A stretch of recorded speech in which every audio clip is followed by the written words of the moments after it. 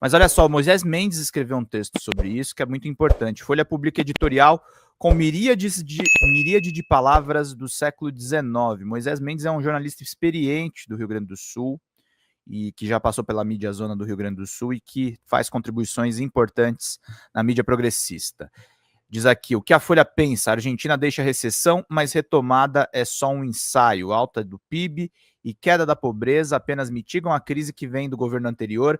Milei ainda precisa fazer as reformas, ou seja, os caras querem que o Milei corte ainda mais na população. Eu estou lendo aqui e eu não mostrei na tela, mas ó, esse daqui é o editorial da Folha e esse aqui é o título do nosso querido Moisés Mendes, jornalista muito experiente. Vamos seguindo aqui abaixo. 2 trechos do editorial da Folha de São Paulo. É fundamental falar da Folha de São Paulo, tá, gente? Somos aqui a Folha Democrata, mas é importante falar sobre a Folha de São Paulo. Abaixo 2 trechos do editorial da Folha, largando os foguetes ao anunciar que a Argentina está saindo da recessão, o que é uma mentira e uma grosseria com os seus leitores. Diz o jornal: contudo, o recuo das despesas nacionais levado a cabo pelo governo recaiu com peso plúmbio. Peso plúmbio. Puta merda. Vamos lá. Sobre a população, principalmente nos estratos mais vulneráveis. Uma necessária reforma tributária está no horizonte de 2025, assim como uma postergada unificação da miríade de taxas cambiais e o início de um discutível processo de dolarização da economia. É como se Gustavo Corsão e Olavo de Carvalho tivessem escrito e psicografado esse editorial total. Gustavo Corsão, para quem não sabe, é um nome conservador muito conhecido de antigamente. Não necessariamente pelo conteúdo, mas pelo estilo. É uma linguagem não necessariamente de quem possa ser idoso, mas de quem tem a cabeça gasta e velha. Não é o editorialista que é velho, são velhas a sua cabeça e a sua linguagem. Mas quem não desejou escrever algo em dia com expressões do jornalismo do século XIX, levado a cabo peso plúmbio e miríade de taxas cambiais? Eu gosto de miríade, mas gosto mais do peso plúmbio. Quem sabe o que isso significa ganha um panetone sem uva passa, que é o melhor panetone do mundo, né, Moisés? Por isso que quem gosta de chocotone é superior. Decadente. O Fantástico ofereceu no domingo mais de 2 horas de decadência da Globo, no entretenimento e no jornalismo. No entretenimento, repetiu a ideia cansativa dos presentes, que celebridades trocam entre si, sem qualquer sentido, nem mesmo simbólico. São bobagens que uns mandam para os outros, é o que contribui para o que chamam de cérebro. Apodrecido e com informações inúteis, mas não da internet, da TV mesmo. Outra prova da decadência foi a cobertura da tragédia de Gramado, com 10 mortes na queda de um avião. Esperei até vir o fim para não ver nada, não saber de nada, não ter uma informação que não tenha lido ou ouvido durante o dia. Não ouviram pessoas do aeroclube, do entorno do empresário que pilotava o avião, nenhuma autoridade. Não ajudaram a entender o que aconteceu. Deram o que todo mundo já tinha dado, sem suporte de um mutirão da RBS TV à cobertura, o que é padrão nesse tipo de trabalho. A Globo evitou uma cobertura menos frouxa porque o piloto era um milionário? Evitou expor o empresário morto como provável responsável pela tragédia? Por que quis tratar com desleixo um acidente em que morrem 10 pessoas da mesma família, incluindo 2 crianças? Muito estranho. O Moisés é muito afiado, tá, gente? Esse texto aqui é muito bom. E ele sempre faz, assim, um esquema no final dos textos, que é dar umas notinhas aí de outras informações e ficou bem bacana, meus queridos e minhas queridas. Chocotone Sushi de salsicha. Bom dia, Lucão! Seja bem-vindo. Faltam 70 pila, gente. Vamos embora.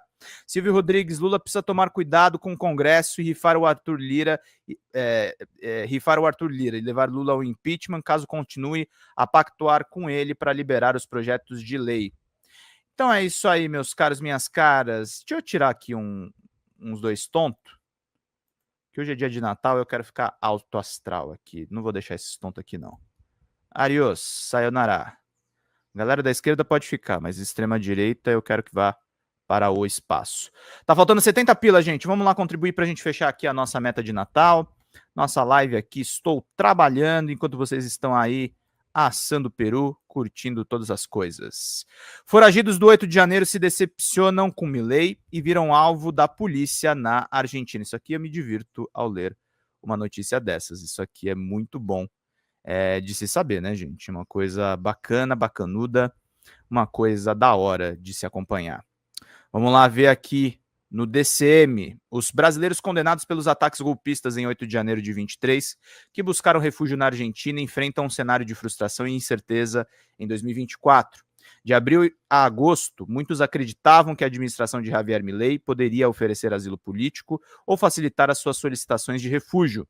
No entanto, o apoio esperado não se concretizou, deixando esses foragidos à mercê das autoridades argentinas.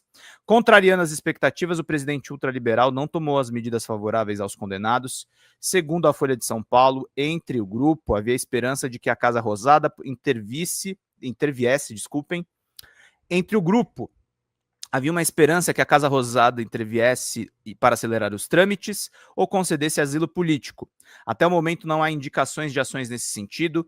Sem respaldo político, muitos dos foragidos passaram a divulgar apelos nas redes sociais pedindo solidariedade ao líder argentino. Enquanto isso, as autoridades argentinas intensificaram as buscas. Mais de 50 brasileiros estão na mira da polícia, com 5 deles presos há mais de um mês.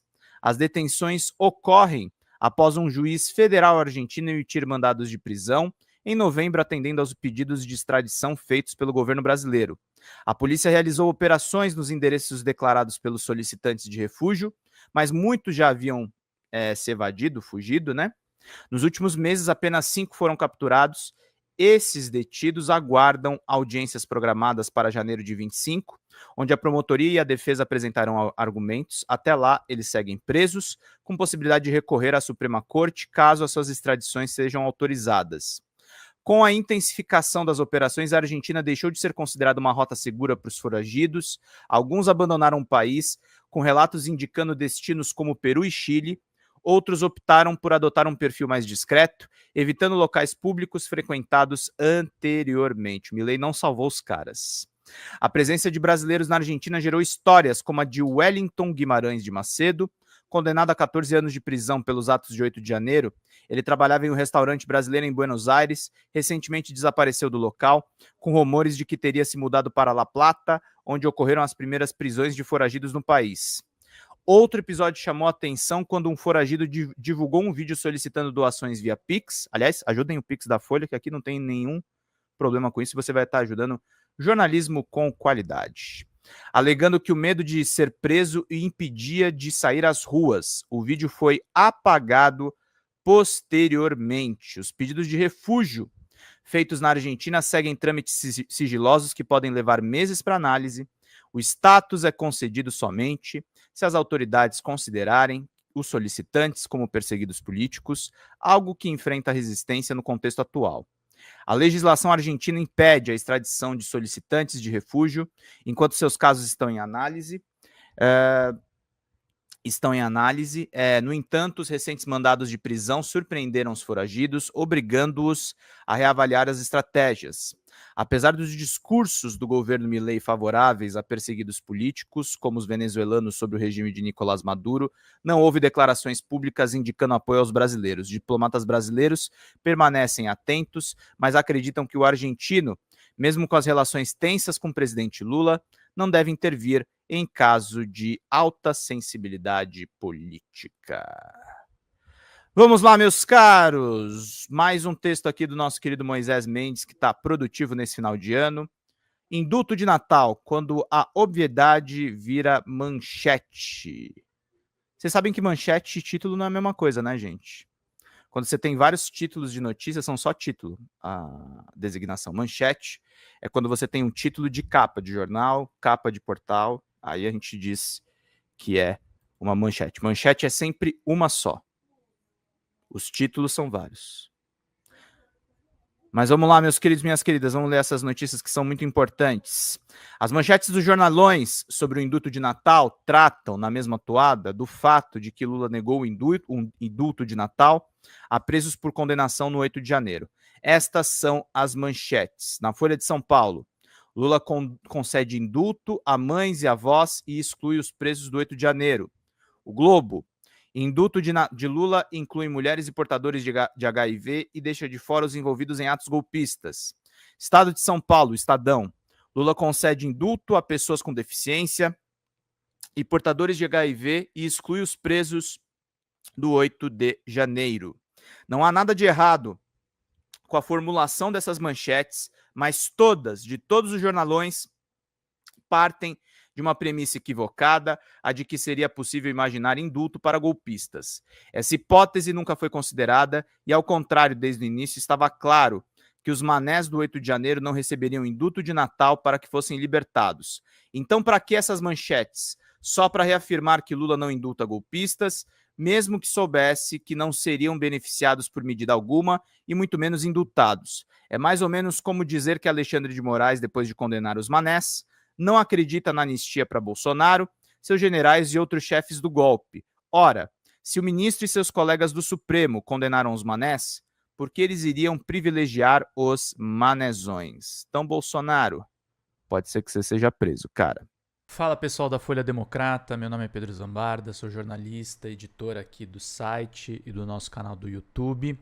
Nós estamos passando por uma mudança dentro do nosso canal do YouTube e a gente precisa muito que vocês contribuam no folhademocrata@gmail.com, que é o nosso Pix, porque nós estamos desmonetizados e as lives continuam precisando da contribuição do público para a gente poder manter os trabalhos meus, dos sócios e dos nossos editores de vídeo. Nós temos uma pequena e aguerrida equipe de guerrilha. Qualquer contribuição, em qualquer horário vocês podem contribuir. Nas lives a gente vai continuar pedindo a contribuição de todos vocês, mas a gente faz um apelo especial em vídeo para que vocês se sensibilizem com o nosso trabalho, com as reportagens e com as lives que a gente grava. Tudo em nome de vocês terem uma boa informação, gente. Até mais. Tchau, tchau.